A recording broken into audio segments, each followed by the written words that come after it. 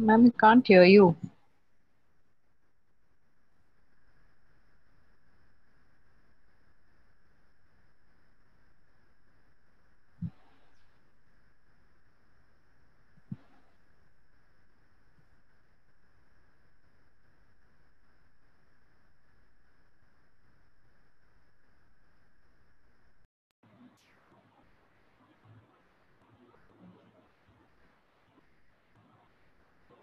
So we understood that Prayatna and Kala are not the deciding factor for accomplishing an end. So does it mean we should give it up? The Prayatna is not required and Kala is not required. It's not like that. These two are absolutely necessary in accomplishing an end. But these two alone are not enough. They are not sufficient to accomplish a desired end. So there is a third factor. A third factor which we call as Daivam. Daivam means grace, Anugraha, Ishvara's Anugraha. So Ishvara is there as the Karma Phaladata, who gives us the result of our karma. Whatever we do, he gives the result of it. And that is where Ishvara Anugraha is. So whenever we acquire something, we say, by the grace of God, Ishvara Anugraha, Bhagavat Anugrahena, we say that. Even though our prayatna was there, we don't say because of my anugraha, because of my effort. There are people who definitely praise themselves, saying it's only because of my hard work. Of course, we also praise others, right, for their hard work, for their effort. Yes, when you do make the right effort, and when you never give up, and you are bold enough to face failures and any obstacles, and still go on in achieving whatever you need to achieve. In spite of all the struggles and disappointments and everything, the person achieves something. That hard work and the Kala also is there, right? Kala is also involved in achieving something. Even when there is an obstacle, you just wait, you try to glide over it and do whatever you need to remove that obstacle also. So the prayatna is definitely to be appreciated. We can take credit for our hard work. There is nothing wrong in it. But even then, that we become humble because it's not just because of our effort. Because even the other person made the same effort, right? So we understand that something is there because of which one person wins and the other person doesn't win. One person is successful, the other person is not successful. This factor is Daivam, that is the Adrishta. The Papa Punya is there. And we do not know when this Papa Punya will manifest. It will manifest in a very unexpected manner at an unexpected time. So this Adrishta will it will unfold every day. See, since the day this body started forming in the mother's womb, my prarabdha karma has already started. This prarabdha karma keeps unfolding every day, every minute in our life. It goes on till the body falls, until I take another janma. So it keeps going. Whatever brought us into being, this deha, is prarabdha karma. We saw this in the previous class, the type of parents, the body, the mind, the buddhi, the country, the society, the community, whatever you name it, everything is already given. The minute I am born, everything is given. I am born into it. It's not that I am born and then everything happens. So this Papa Punya mixture keeps unfolding every day, in every way. Suddenly you slip and fall. Suddenly you get a promotion, and suddenly you plan everything and you think you got an e-pass, okay, and everything is going to be smooth, and suddenly e-pass is cancelled or something happens on the way. They do some test and they suspect that you have corona, and they say, no, no, we are not going to let you go back. Go back home, stay home for another 14 days, 15 days, quarantine. We don't know what happens, how it unfolds. Everything is unexpected. Maybe Swamiji used to say that is why life is thrilling. Life is so thrilling because if you know what is going to happen, then it's so boring. You don't know what is going to happen, so you wait for it. It's thrilling. As it comes, then you just face it or deal with it or handle it or enjoy it, whatever it may be. So how much ever we plan, things don't go the way we want it to. We do. It doesn't mean that we shouldn't plan also. Sometimes even in spite of planning, when something goes wrong or something, some adjustment needs to be done with our purushartha, because we have a free will, purushartha. We do make things go the way we want it to have go, right? We do that also. It's not that all the time it is smooth and all the time it is. It's not black and white. It's not either this or that. It's in between. Many times we are successful also, but not always, right? It's not always. So what do we do now? So this is where we pray. So this is where prayer comes. The purpose of prayer. We are just coming to that. The purpose of prayer is to neutralize this papa, adrishta, and also to enhance whatever punyam we have. So through prayer, what do? I produce more adrishta, more punyam. And prayer being a karma, an action, it is also threefold: kaikam, vachikam, manasam. Kaikam karma is ritualistic act in which the whole body is involved, and vachikam is reciting, chanting, and singing, and manasam is purely mental activity. Absolutely no kaikam, vachikam is involved in manasa karma. But in kaikam and vachikam, mind is involved, right? Kaika karma, your mind has to be involved in whatever you are doing. Kaikam and vachikam, predominantly kaikam, predominantly vachikam, but your mind is also involved. The kaikam karma is a ritualistic prayer. It involves using various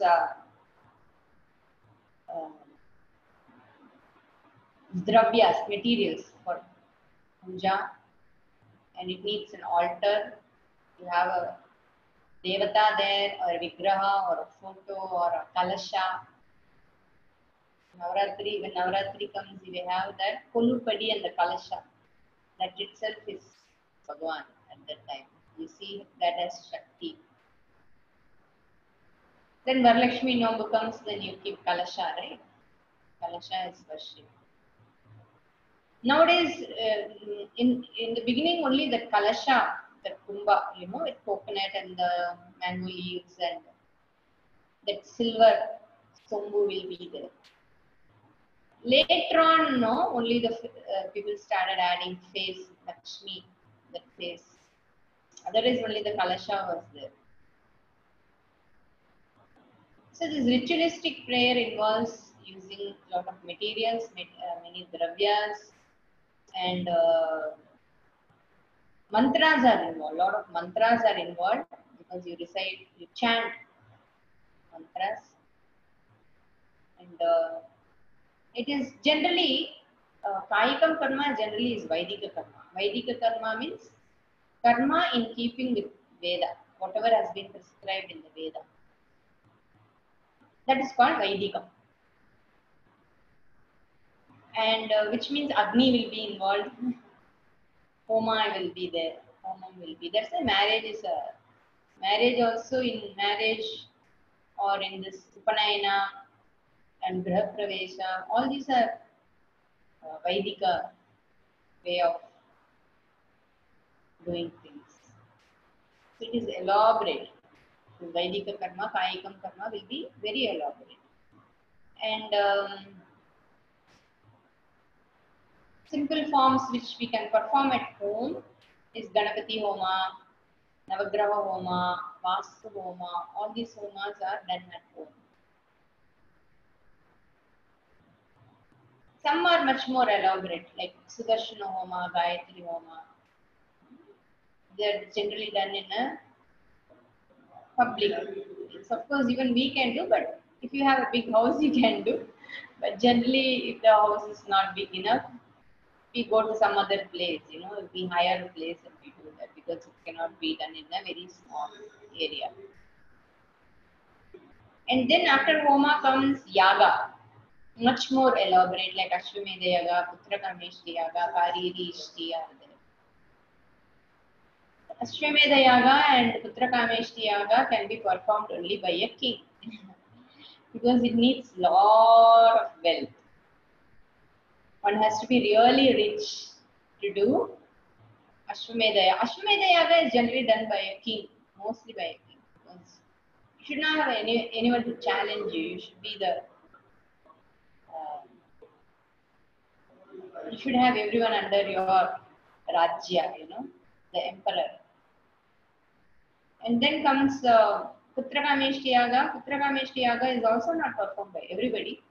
So look at this. Even the Vedas are very, even though they give importance that one needs to have Putra in order to do certain karmas, this Putrakameshti Yaga can be performed only by a king. Iti, they have kept it. Otherwise, everybody will start doing Putrakameshti Yaga and there won't be acceptance of whatever child you have. So Putrakameshti Yaga is only for a king because he needs someone to rule after him. That was the only reason. Then Kariri Ishti is an Ishti. Ishti means Yaga in order to bring rain. Pray for rains. The Yaga is generally very, very elaborate. Sometimes the Yaga has to be prepared. Preparations for the Yaga is done from the previous year itself. You fix the date and 1.5 years earlier, prior to that date, you have to do all the preparations because you need to collect the dravyas, invite the Ritviks also. The number of Ritviks required for the bigger the Yaga, the more the Ritviks we need. And it involves a lot of dhanam also. Bigger the Yaga. You have to do a lot of dhanam. Dhanam has to be done. Vastradhanam, Annadhanam, Jaladanam, Swarnadhanam, Rajatadhanam, silver, and Dhanyam you have to give. And Dakshina in the form of money you have to give. And Dakshina also has to be very generous in a Yaga. Because the Veda says if the Dakshina is not in keeping with the Yaga will not give you any phala. That's why if you read Ramayana, Mahabharata and our Itihasas, if you read it, the kings give lot of Dakshina. Generally, Dakshina is in the form of cattle and jewels and all these things will be there. This because it won't give phalam. even generally. So though we call this as a Kayikam karma, Vak is involved a lot because mantra ucharana is there. Lot of mantra ucharana is there, and of course the mind is involved. It is a ritualistic prayer where Vak, Manas, and Kaya, all three are equally involved. But I won't say equally, Kayikam is much more there. Hence, that is why this type of prayer, these rituals produce lot of adrishtam. They say, no, if you do Ganapati Homa, it is Vishesham, you do this Homa, it is Vishesham, because you are a complete person when you are doing this. Of course, nowadays, everything is given in contract, The Yajamana doesn't do anything at all. The Yajamana will appoint someone and the person does everything. From getting all the material, everything is done. But in those days, they used to go and collect everything. The whole house used to be preparing for it. The family was involved in it. So, adhikasya adhikam phalam for ritualistic, kaikam karma. In Ganesha Chaturthi, now if you may say, look, I am not able to do all this homam. Nowadays, many people don't do all rituals like this. But even, let us say, even a prayer in the form of Ganesha Chaturthi, it involves a lot of prayatna. You have to make the Ganesha, go and look for Ganesha. That itself is wonderful. No? You want to choose the Ganesha, you look at the face, you look at the eyes. You are totally into Ganesha. You think only of Ganesha. You go for shopping for Ganesha, buy him an umbrella, buy him the torana, and you make sure that Kundumani also is there, for his eyes they will give. And you are very careful, you keep it very carefully because it falls out somewhere, then you can't even look for it. It is very small. This Kundumani finally, we found it in our village. It is there everywhere in that plant. The creeper is there. You get this Kundumani a lot. If you want, I will courier it to you. A lot of Kundumani is here. But then you buy that flower, this Erikampu flower. It is special. Then you have to look for that special flower for Modaka. Since everybody is going to pay Modak, you won't get that Arisimavu also. You won't have the stock. Then, so you have to hunt for it, buy it before Ganesha Chaturthi and keep it at home. So all the time you are thinking only of Ganesha. So much, what flowers to buy, what fruits to buy. That even 3 days before Ganesha Chaturthi, everything starts. In Maharashtra, it goes on for 10 days and then the Visarjan is a big thing. And during Navaratri also, Saikam Karma, that's why it produces lot of Adrishta Balam because you are completely into it. The whole family also into it. So there's mantras. Okay, now let us come to the Vedika, ritualistic part, where the mantras are chanted. So you may wonder, I do not know any mantra, so how will it produce Adrishta Balam?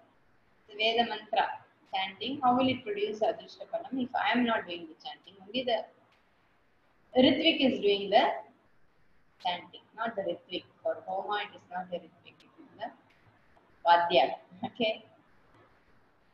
He is doing the chanting. But then, once you start, when the Yajamana will give the authority to the whoever is performing that ritual, you give him the authority. You please do everything on my behalf. You will first hand over everything in a plate. You hand over the betel leaf and nut and coconut and everything, and you give it to him. Right? You give it to him, and as a token, dakshina, you will give him 1 rupee or something, and say, so you are responsible for it. You do all this. So once the responsibility is given, generally, if you see in every house or wherever such homa or yaga or puja is being done, the Yajamana will get up and go away. This is so busy meeting people, welcoming people and all that. And the Vadyar will call you. Now and then he will call you, come and do this, come and offer this water, come and offer this. He will say in between, not many times, just few times. He will call you. But actually the Yajamana is supposed to be there. He is chanting, the Vadyar is chanting on your behalf, doesn't mean you can get up and go away. You are supposed to be there and listen to the Veda mantras. You are not supposed to keep talking when Agni Karya is going on. It doesn't give the proper phalam. So we have to sit there with a prayerful attitude. Just because somebody is doing it doesn't mean I have nothing to do after that. No. He is doing on our behalf. We have to be there. Since he is performing on my behalf, it's actually me doing it. We should be physically be present there. So these rituals are really very special because even the Shravanam of the Veda mantra gives you a lot of punya. Even if you do not know how to recite Veda mantras, say that your free will is completely involved in prayer. And in order to earn a lot of adrishtam, there is nothing like a ritual. No substitute for it. That is the only way you can produce more adrishtam. That's why you see in Prayashitta Karma, especially if you go to this Kerala Nambudris and Panikar, they will give you a lot of Prayashitta Karma which involves a lot of Agni Karma. They will do the prayer and lot of rituals involved, you know. Agni, even if Agni Karma is not there, a lot of mantra ucharana, chanting will be there, a lot of dravyas will be there, different devatas are involved. Prayashitta Karma is also a prayer only. We'll look at Prayashitta. Okay, anyway, since I started it, Prayashitta Karma is suppose you want to accomplish something and this, they will look at your horoscope. Especially Prayashitta Karma comes when you are having a very, very tough time in life. Generally, the person is not getting married, or a lot of financial loss, or sickness, disease, and no harmony at home, no peace of mind at home. In such situations, they generally go to a Nambudri or a Kerala Panikar because they seem to be really, really good. I have seen in my own personal experience, they are really good. And they are really sincere and thorough in whatever they are doing. So they will look at your horoscope and they will say you have this such thing in your Jatakam. And if you do this Prayashitta Karma, everything will become all right. One, okay? You do this Prayashitta Karma, everything will become all right. Which means the Prayashitta Karma is a prayer. Through this prayer, you will be producing more Adrishta Punyam and that will neutralize this Papam. Not only neutralize, it will increase the Punyam. So it should be more than the Papam, right? So it will increase and then you will be successful. They will say. Then there is again, just because I perform Prayashitta Karma, is everything going to be 100% perfect? If you ask, no. They will tell you, by doing this Prayashitta Karma, your life will be 50% better than what you are. But that's all. Because your karma is such that it cannot be completely changed. This karma you have to go through in this journey. But the effect I can bring down. They will do. After that, they will say every day you have to do more and more puja, more and more prayer. That way you can at least maintain it in a better way, or slowly you can even improve it. But he will do only Prayashitta Karma to that level where you can just go on with your life. So they will say that also. They will tell you openly how much punyam you have and how much papam is there. They will tell you. But anyway, everyday prayer is also a Prayashitta Karma only. Because everyday prayer produces punyam, right? Prayer produces punyam. Prayer produces adrishtakala. So every day we have to do prayer. Every day we have to light lamp. Every morning, evening. Some people ask, should we do both times? Why should we ask that even? Why should you even ask, should I light lamp to Bhagavan? The question should not even be there. Of my first the role is to be a devotee and without Bhagavan nothing is possible. That Shraddha I need to have. So is it okay if I give you breakfast just for a day? And should I feed you 3 times a day? We never ask, right? So lighting a lamp also is an upachara and it has to be done every day, morning and evening. Twice a day it has to be done. Sunrise and sunset. Okay, now what if the rituals are less? Okay. If the rituals are lesser, then the Adishtapalam also will be lesser, in proportionate. Let us not use the word less, It will be in proportionate to whatever you are doing, but if you want more, then it has to be Kayikam as ritual. This ritualistic one. And there are other pujas at home also. We do puja at home. Will they produce Adrishta Kriyas? Definitely. Definitely the puja you do at home every day, Nitya Puja produces Adrishta Palam. That's why I told you about Ganesha Chaturthi and Navaratri and all that. It's a special occasion. But even our Nitya Puja every day, without any special occasion, what you do produces Adrishtam. And it is everyday prayer is neutralizing some Adrishta Papam, Duradrishta Papam. Then comes Vachikam Karma. Vachika Karma is common. Anybody can recite whatever shloka you know, or you can sing, or do stuti, all these Geetam all comes under Vachikam Karma. Stotra, we do stuti. So, in the morning class also I was telling during the Tamil class, in South India, here in Tamil Nadu, these converted Christians, they will say Totram, Totram. They will greet each other as Totram. Kartarku Totram. That is how they greet each other. Means praise be. Stuti, Stotra means Stuti, right? So Totram, Kartarku Totram means praise be. Praise the Lord. Praise be to the Lord. So when we were saying stotras and stutis and singing bhajans, nowadays even children in Hindu families, they think singing bhajan is something to be avoided. They think cheap bhajan. When singing the name of the Lord has become cheap. So because we have been ridiculed over and over again for singing Nama Japa and dancing. And then we gave up everything. And then they came. Those who ridiculed us, they came. No, they are singing, they are dancing. They have taken whatever we dropped and they are giving it back to you. They say, you come to us. Because now our children don't know anything. Most of the Hindu families, they do not know what they are doing. They do not know what should be done.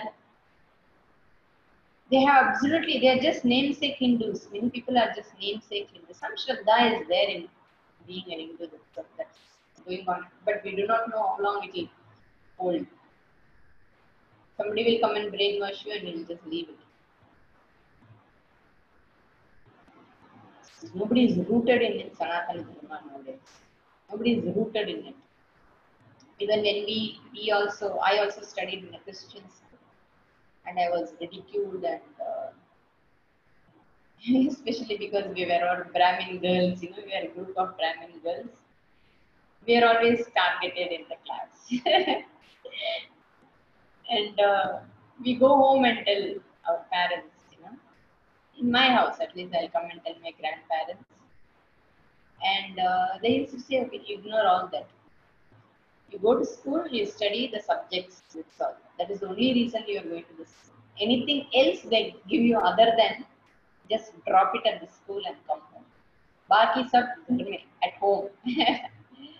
Those things are not for you. And very strong foundation at home. My mother, grandmother, grandparents, very strong foundation. So that much a parent should be able to give to the child. What you go to the school only for the academic things, not for other things. That has to be very clear to the child. Children nowadays use the word mythology, It's not mythology. It is itihasa. Itihasa means history. That is the history of my country. We should use the word itihasa alone and not use the word myth. Myth means it's false. So we should not even use English words to understand our culture, our tradition, our bhakti, our Upanishads. We should be very careful because even now we are speaking in English only. How can I say don't use English? There are certain words which are not available in other culture. So those words we should not try to fit it into other language. We cannot borrow those words. Like Swamiji used to say, ghee has no English equivalent word. Prasada has no English equivalent word. There are certain things in our culture for which we don't have equivalent English words because those things are not there at all in their culture. We should not try to translate it or give an equivalent English word. So anyway, now I was talking about stotra. These stotras are Vachikam Karma. And under Vachikam Karma, not only stotras come, even Veda mantras come. Because there are Veda Stuti, like Rudram is a Stuti on Shiva. And Purusha Sutta, Sri Sutta, like these Suttas are there. Medha Suttam. All these are Stutis on Bhagavan. And part of the Veda. And they have swaras. This is the most important thing I wanted to tell you. They have swaras. The Veda mantras have swaras. They are not like, even though it is a stuti, everybody cannot chant the Veda mantras just like that. And they are called those lines that marking. If you look at the Mantra Pushpam book, you will find a small underline, small line before an akshara and a line on top of the akshara. So they are called Udata, Anudata and Swarita. This Udata means it won't be marked. It is unmarked in the book. That is Udata. It's a medium note. You neither raise your voice nor you lower your voice. It's a medium note. That is Udata. Then comes Anudata. Anudata, the swara is in a lower note and there will be a small line below the akshara. That is Anudata. Then Swarita. Swarita is where on the top of that akshara there will be a marked line. Then comes Dirgha Swarita. Dirgha Swarita means where there will be two lines. They will put two lines.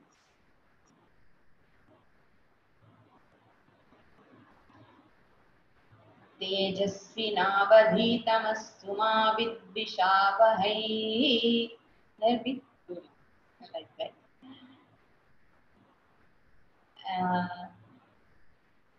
So one has to be very careful in reciting the Veda mantras because the swaras change the meaning of the word. Not the word, the whole sentence. To change the meaning. So one has to be extremely careful in reciting the Veda mantras. Many people nowadays want to learn Veda mantras. Nothing wrong in that. I'm not saying right. I'm not talking about right wrong. Okay. So people keep asking me, can women chant Veda mantras? This question always comes to me.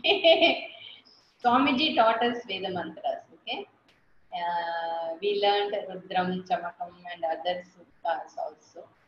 And of course Upanishads, Taittiriya Upanishad, Chandogya. Upanishads, some of the Upanishads will have swaras, some of the Upanishads do not have swaras.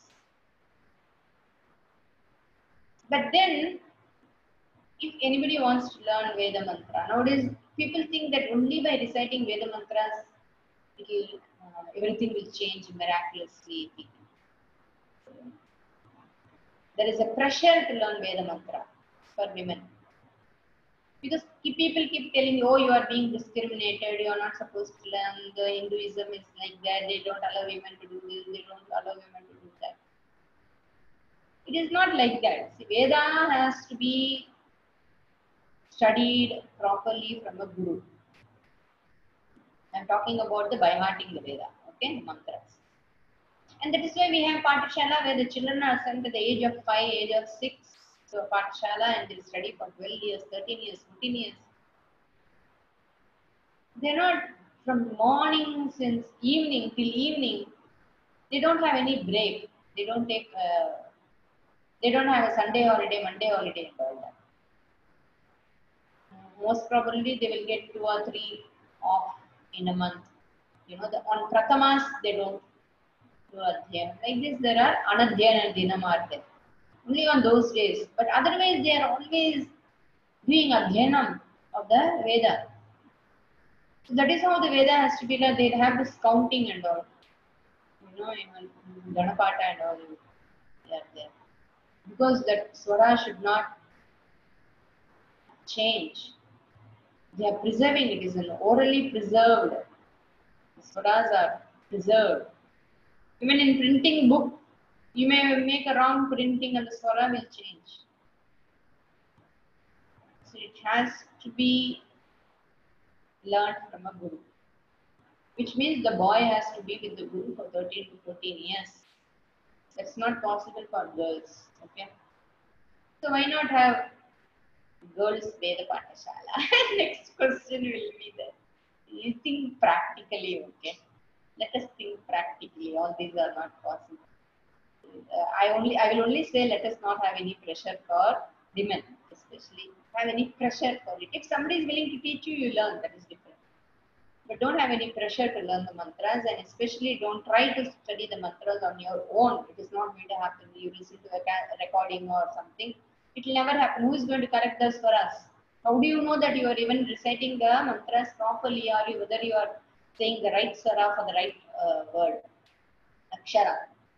Nobody is there to correct you, so you may get it wrong. And you cannot sing Veda mantras.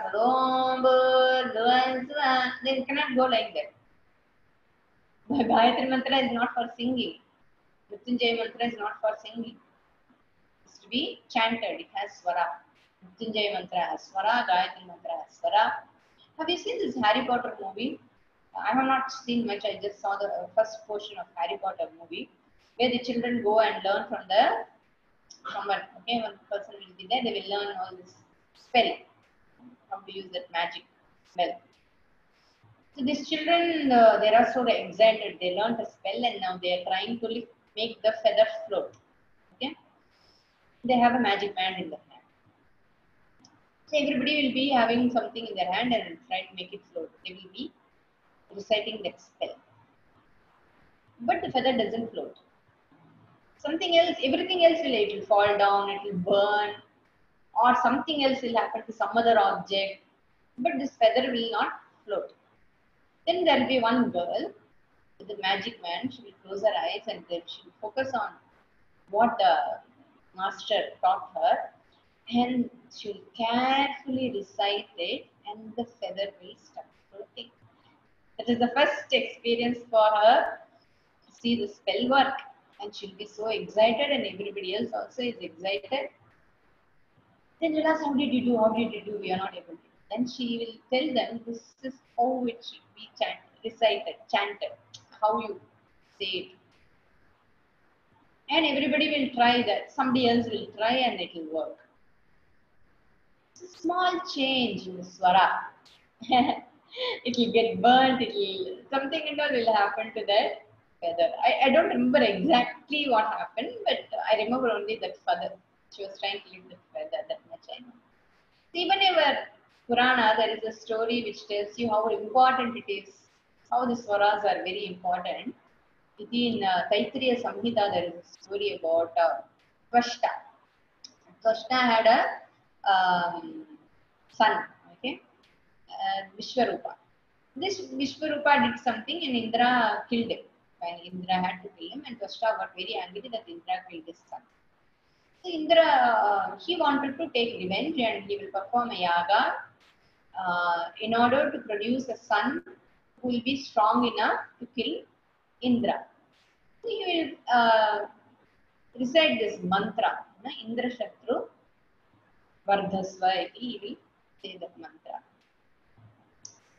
But he will See, in Sanskritam, we have this declension, Prathama Vibhaktis are there.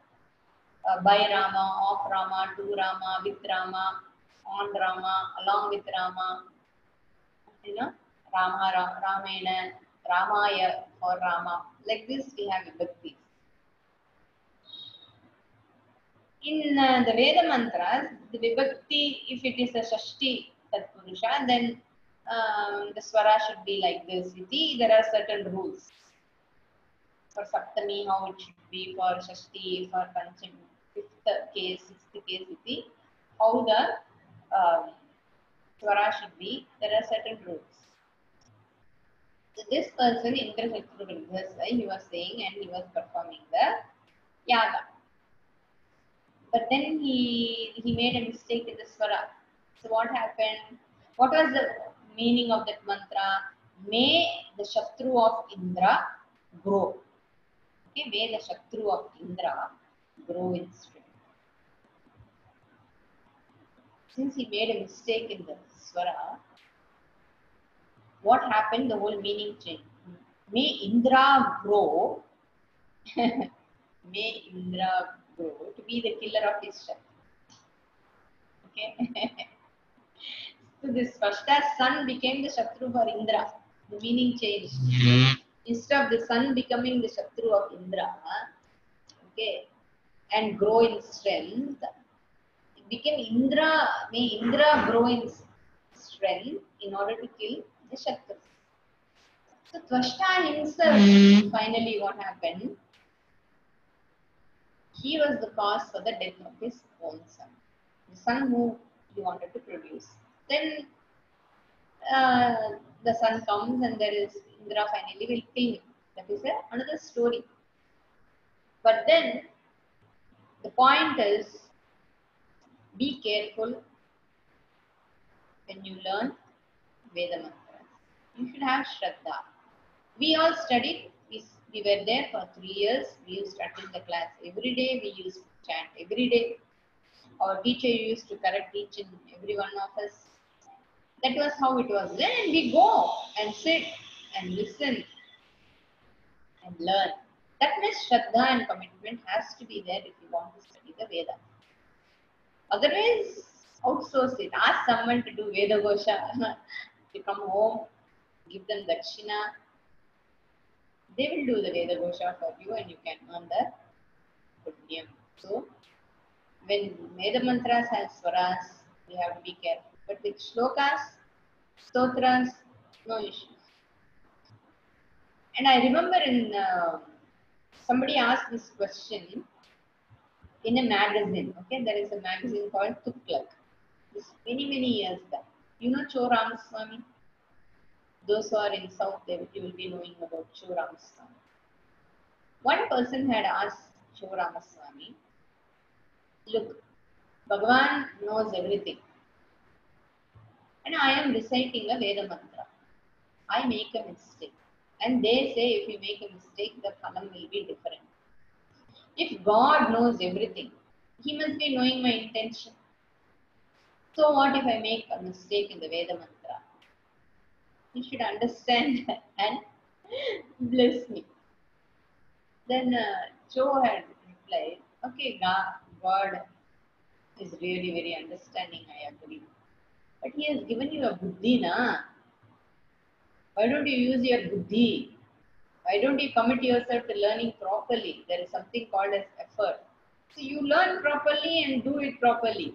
So what stops you from doing that? If you want to say the mantra, then learn properly. That is what he said. That was a very good answer. You can't do. Are you so lazy that you don't want to do it? You don't want to make the effort, but you want Bhagavan to just forgive you because you recited it wrong. Don't you have the responsibility to learn properly? Yes. So one has to be extremely careful with the Veda mantras. Let us not, I would just say, not have any pressure to do. Some women really feel very happy and proud that we also know the Vedas and the mantras. It's okay. Nothing wrong. But don't think that you are just special. Don't make it in a rebellious manner, revolting and all that. Okay. You want to learn, you learn happily. Not as an angry person who says, look, even I know. Not like that. We have so many stotras to learn. If you try, if you learn, commit yourself to learning the stotras which we have, one janma is not enough even to complete all the stotras. We have wonderful stotras. We go to the stationery shop, right? Not now, previously, to buy birthday gift card, right? For a birthday, you want to give a card, birthday card. So you spend hours. See, if somebody is having a birthday in October, then you start looking for it from June. You go every day to the shop to see whether new stock has come, new print has come, new wordings have come. You go through it every day till you find the one which really expresses what you want to actually express. So sometimes we do not know how to write a birthday greeting, but birthday greeting, all that is gone. It used to be fun. It used to be so nice. I won't say fun. It used to be so nice to select a card. That was a wonderful experience. So you go through every card. In every card, there's something different, for a birthday, for a friend, for a lover, and for a mother. Everything was different. Somebody has already expressed it. All you have to do is buy it and give it to the person. Similarly, all these sutras, somebody has already expressed their devotion beautifully. So I'm not able to do that. So by reciting it, I am expressing my devotion. So there is nothing wrong, nothing, the stotras and shlokas are no less than Veda mantras. They are equal. Equally, they'll give you, bhavana is important, okay? Bhavana has to be there. Then even Ramanama is a mantra. It's a Taraka mantra. Just reciting Ramanama gives you adrishtam. Valmiki story. If you look at Valmiki was a robber. He was not only a robber, he was a murderer. He used to kill people in order to look after his family. This Ramanama, he kept on reciting only Ramanama. And it neutralized all his papam. It produced a lot of adrishtam. Just reciting the name of Lord Rama. Rama, Rama, Rama, Rama, Rama, Rama. With Shraddha he did. Like this we have Om Namah Shivaya. It is a mantra. It is Vachikam. You can recite that. Om Namah Shivaya is in the Rudra, in the Rudram. So it is Veda mantra only. It is a mantra. You can recite Om Namah Shivaya. And Hara Hara Shankara, Hare Rama, Hare Krishna. All these are mantras, equivalent to mantras. Hara and Hari means the one who takes away something. What does Harati, Papani, iti, Haraha or Harihi. So both have the same meaning. Hara and Hari are same meaning. The one who takes away all my papas. By reciting Hara Hara Shankara or Hare Krishna, we are only praying to Bhagavan to neutralize our papa through Achikam Karma. It's something very simple and easy. Generally, when you find yourself in any difficult situation, even reciting the name of the Lord is enough. Sometimes you must have seen all this. I was just praying and praying and praying.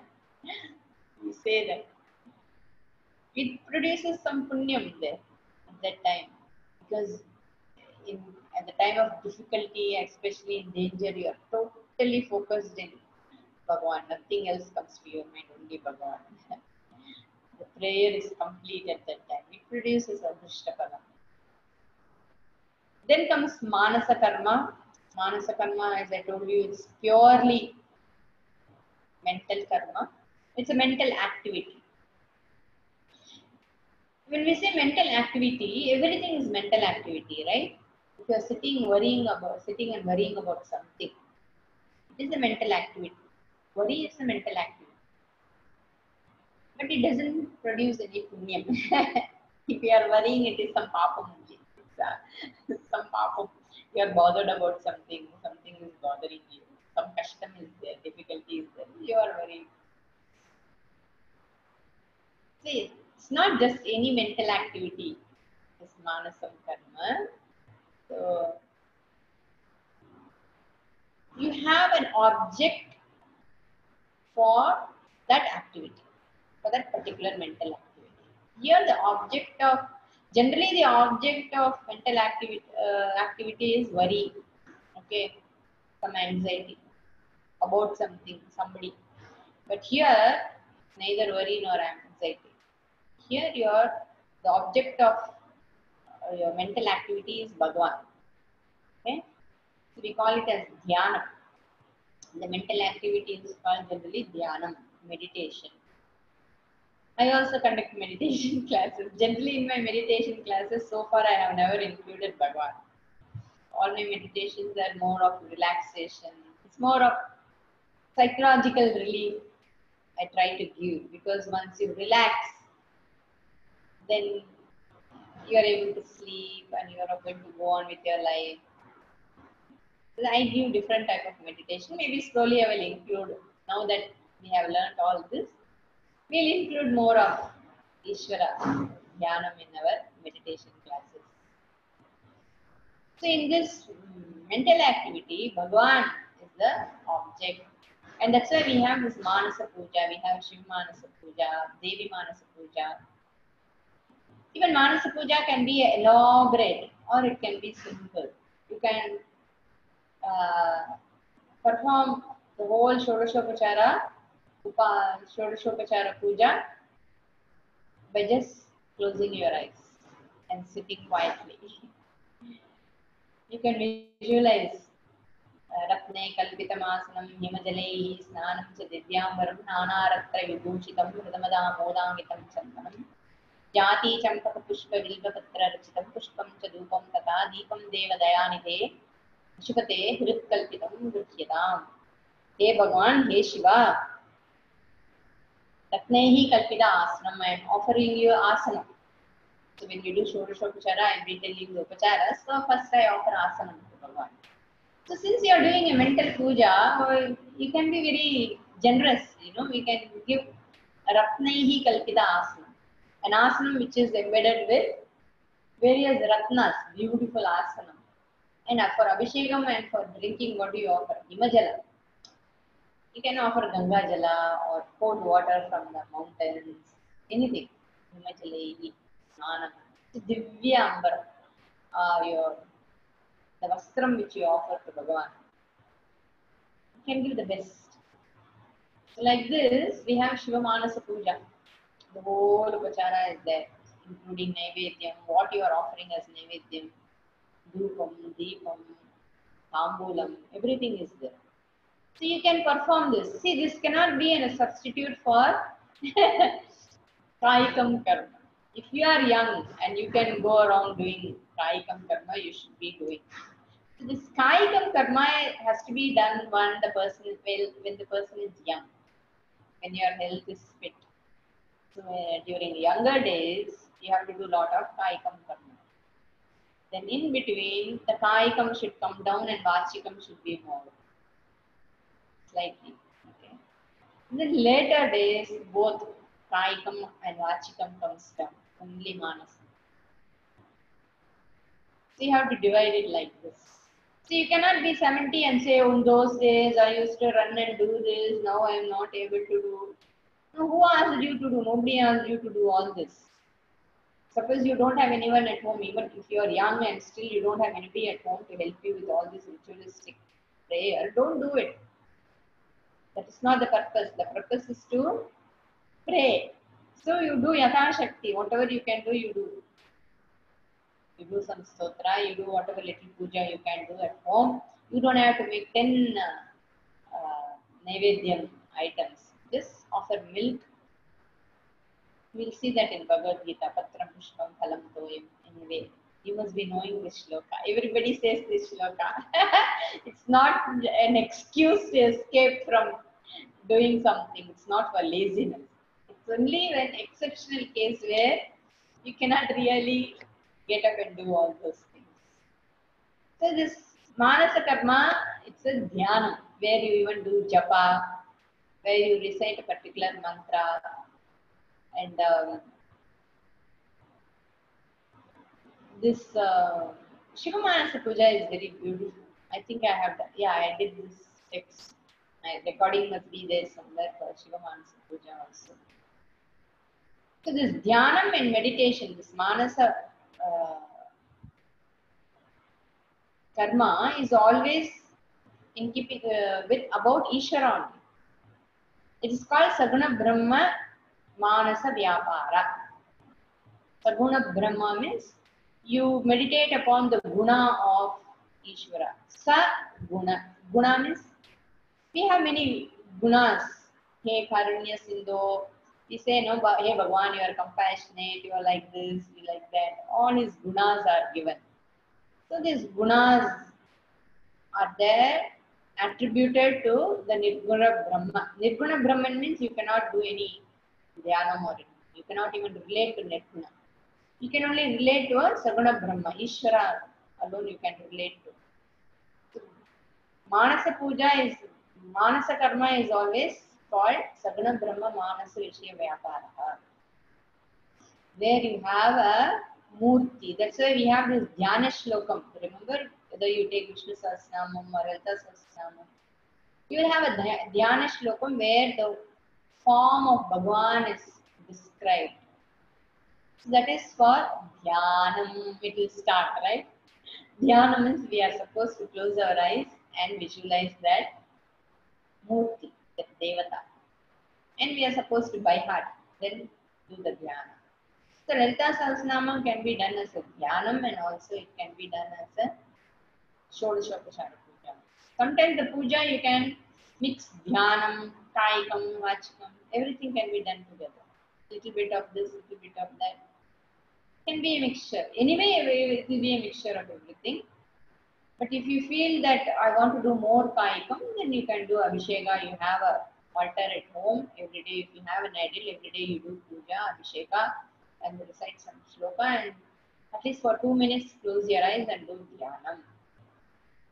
This will definitely, if you do even for, I asked when I was teaching children, just 2 minutes ago, I was teaching children this Panchopachara Puja and all that. I told them, when you come for the next class, just for a week, you do this. Sit at home, do some puja, light lamp and do. And just for 1 week you do and come back and tell me how you feel. And they all came and said, we felt so good, ma'am, it was so nice. I don't know whether they are continuing, but that 1 week the children really, they did and they definitely found there was some phalam for that. Certain things we have to do in order to really see what transformation comes. So if you are not used to doing all this, maybe till you come for the next class, you can try all this and see for yourself how it helps you. I have not really given the details of how to do, but just try whatever little bit you can. And we'll see the details in the coming classes. Okay. Om Swasti Prajabhyah Paripalayantam Nyayena Margena Manumaniishaah Gobrahmanebhyah Shubhamastu Nityam Lokaः Samasthaः Sukhiनो Bhavantu Kale Varshatu Parjanyah Prithvi Sasyashalini Deshoyam Kshobarahitah Brahmanas Santu Nirbhayaः Sarve Bhavantu Sukhinah Sarve Santu Niramayah Sarve Bhadrani Pashyantu Ma Kaschid Dukkha Bhag Bhavet Asito Ma Sadgamaya Tamaso Ma Jyotirgamaya Mrityorma Amritam Gamaya Om Purnamadah Purnamidam Purnat Purnamudachyate Purnasya Purnamadaya Purnameva Vasishyate Om Shanti Shanti Shanti. Hari Om Shri Guru Namaha. Hari Om.